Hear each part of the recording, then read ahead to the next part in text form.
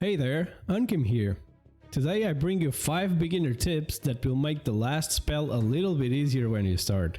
Just a tiny bit really, because the game is hard. I mean, the devs made sure of it. If you don't know what the last spell is, I'll give you the elevator pitch.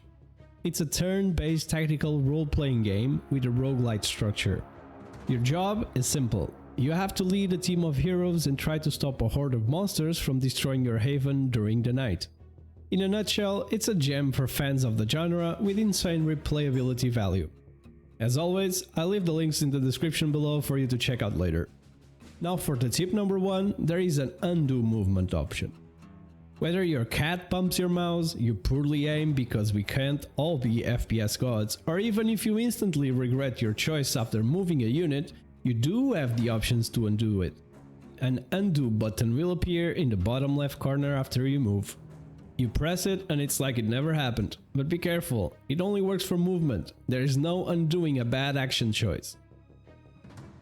As a little bonus tip, there is also a hotkey for this, which by default is delete. And yes, if you're wondering, this never happened to me. No, I misclicked! Our tip number 2, quickly see the enemy's move range. There is another extremely useful feature which is displaying the enemy's move range. You can always select a single monster and it will show you how far it can move, but it is also possible to see the movement range for all monsters at once, making sure your heroes can be safe on the enemy turn. The hotkey for this is left alt by default, but you can change it in the control settings. Number 3. Buildings need one free square between them. Plan your haven properly, and by this I mean you should think about where you will place both your buildings and your defenses. While in the structure placement mode, the building overlay turns green when its position is valid. Although, you need to be aware that there must be a square between each element, that being another building or a defensive wall. This becomes even more important if you already have some defenses on the haven. As you can see here, we won't be able to continue this straight defensive line because of the armor maker building position. For tip number 4, we have the rotation of AoE skills. The edges of your hero's field of view for the direction he's facing are limited by these orange diagonal lines. If you target outside this area, you can notice that it turns. When targeting with some long-range AoE skills, if you hover one of these squares within these diagonal lines, a rotation hint will appear. You can press F to rotate the skill's targeting zone, thus hitting more targets.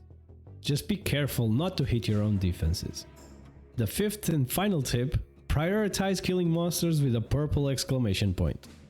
Enemies that breach your defenses and are about to attack anything inside your haven will have a purple exclamation point. That means they will cause panic. After successfully making it through the night, you'll be presented with a city protection evaluation. To get the best possible rewards, you need to not let monsters cause any panic.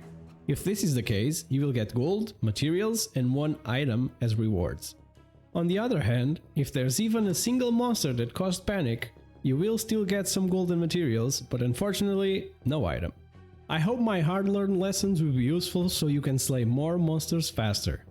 Like I said in the beginning, due to the replayability and roguelike elements of the last spell, you'll probably need a lot of defeats to improve and unlock better items and buildings, among other things I won't spoil for you. I will live stream my efforts to reach and explore the endgame here on YouTube, so if you like this video or are interested in checking that out, please consider subscribing to the channel. Thanks for watching, have a great day, and I'll see you on the next one.